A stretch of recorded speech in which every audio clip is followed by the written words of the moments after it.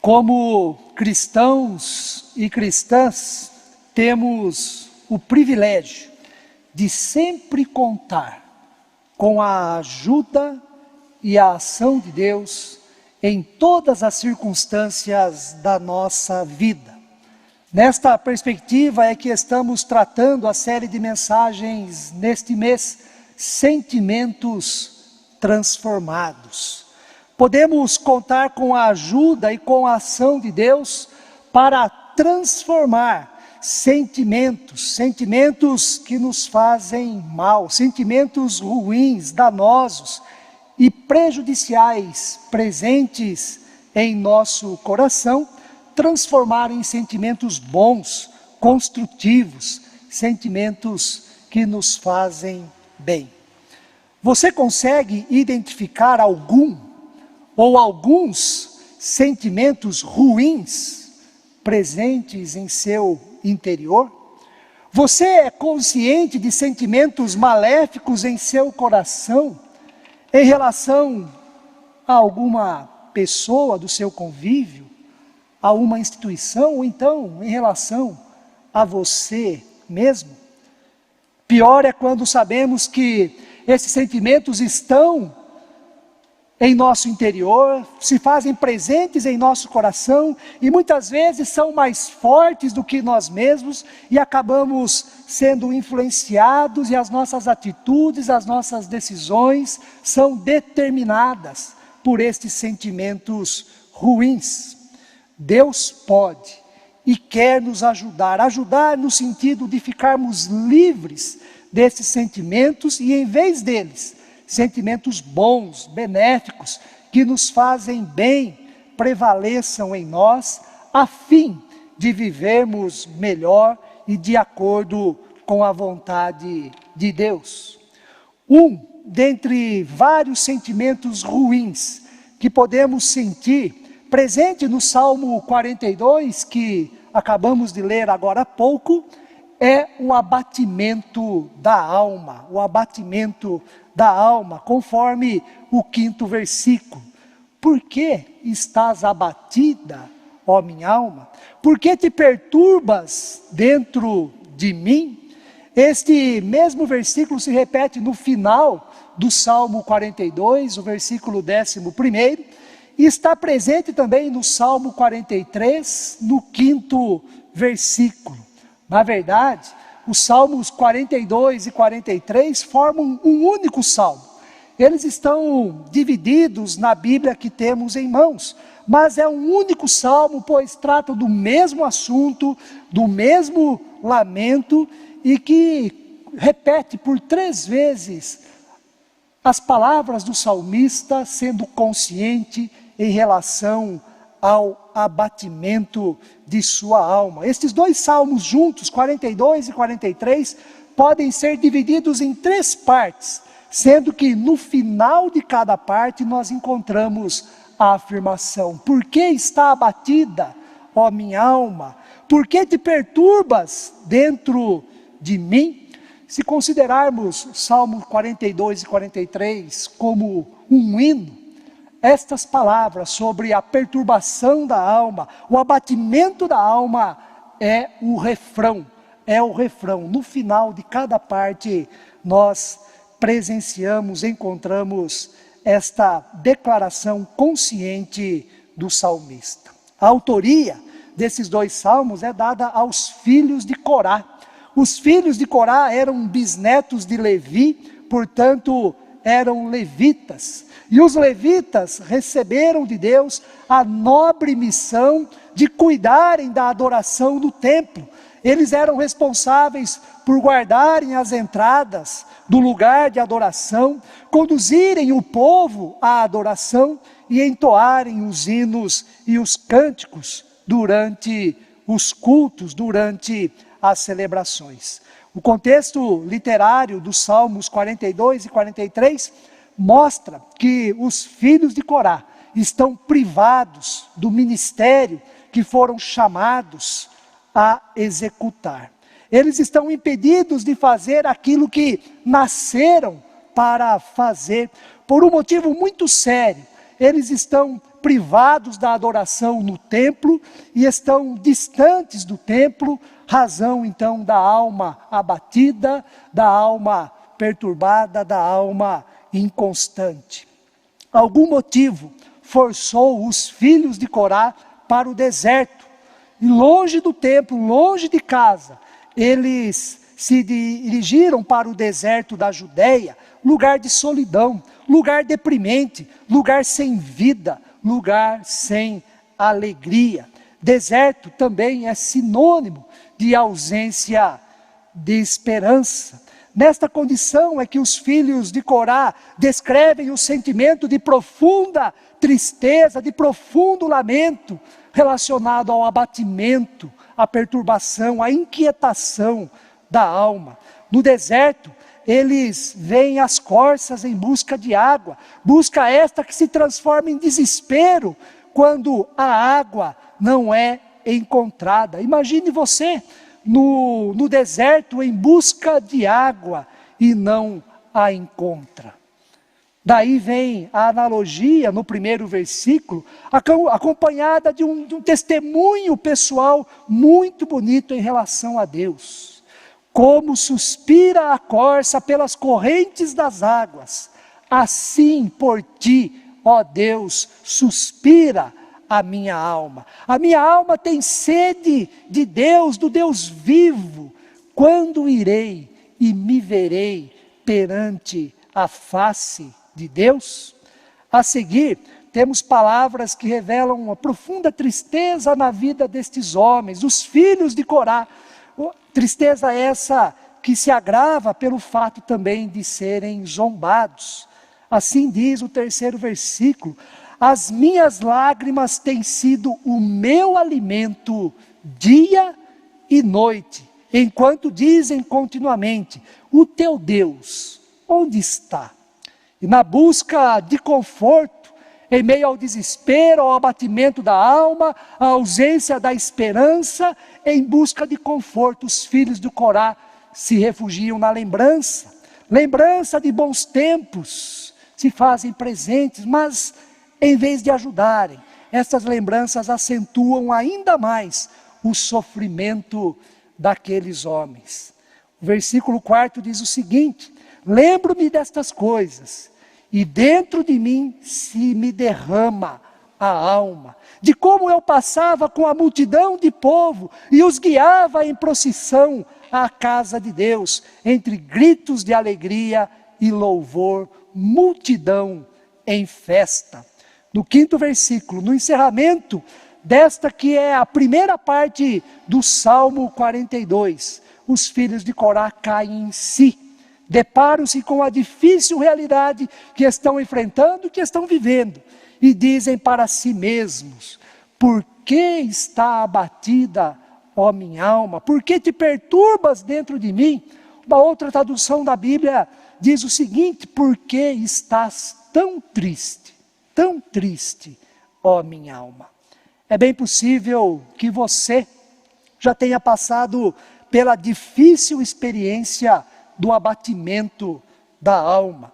Quem sabe várias vezes, inclusive. No abatimento da alma está a inquietação, o desconforto, a infelicidade. No abatimento da alma não há vontade ou ânimo para qualquer ação. Pelo contrário, o que existe mesmo é profunda tristeza, desolação, desânimo.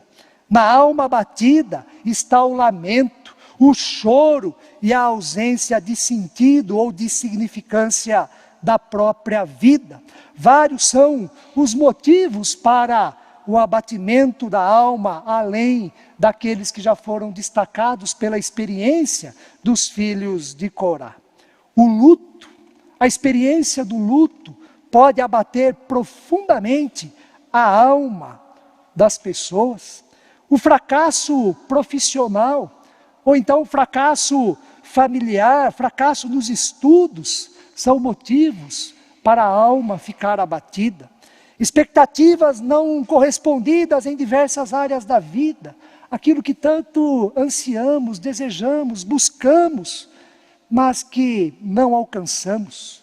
O cansaço devido à luta constante para vencer uma dificuldade, também é motivo para a alma ficar abatida, não ser correspondido, ou então até mesmo ser ignorado ou ser humilhado. Tudo isto são motivos para o abatimento da alma.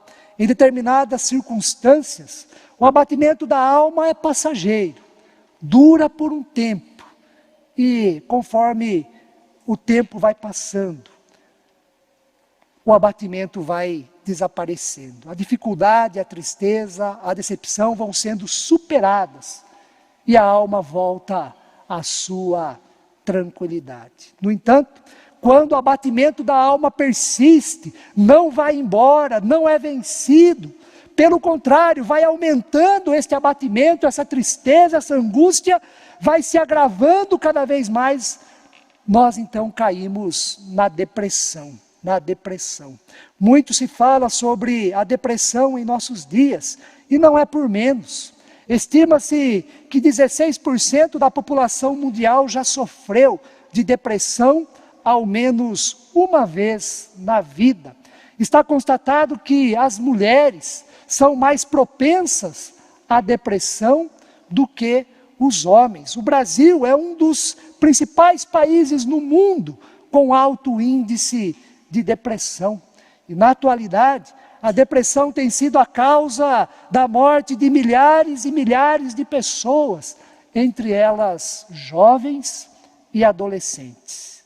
A depressão sempre afetou o ser humano ao longo da história, com diferentes designações, é verdade. No tempo bíblico, falava-se em abatimento da alma, uma profunda e persistente tristeza, ausência de ânimo que dominava a vida da pessoa. Na Bíblia, diversos homens e mulheres passaram pela depressão, mesmo tendo uma história bonita no cumprimento da vontade de Deus. Davi, Ana, Elias, são apenas alguns exemplos de pessoas na Bíblia que passaram pelo profundo abatimento da alma, profunda tristeza e pela depressão. Na história da igreja, vemos também que grandes pregadores ensinando ou então passando pelo profundo abatimento da alma, pela depressão. São João da Cruz, poeta espanhol e místico cristão, no século XVI escreveu o lindo poema intitulado A Noite Escura da Alma. A Noite Escura da Alma. Poema este que permanece atual, oportuno, ainda muito lido e citado por diversos escritores e pregadores. A Noite Escura da Alma. No século XVII, o pastor puritano William Bridge, conhecido como médico de almas, pregou uma série de 11 mensagens voltada para cristãos que estavam sofrendo, como ele diz, entre aspas, depressão espiritual. Mais tarde, o conhecido e famoso Martin Lloyd Jones, diante da mesma preocupação, também pregou uma série de mensagens que foram publicadas com o título, abre aspas, Depressão Espiritual, Suas Causas e Cura, fecham aspas. Outro famoso pregador, Charles Spurgeon, tratou deste assunto considerando inclusive os pastores, os pregadores da palavra de Deus, irmãos e irmãs que se envolveram diretamente com o ministério da palavra e dos sacramentos. Spurgeon, certa vez, escreveu assim, abre aspas, por que será que os filhos da luz andam, às vezes, em trevas espessas?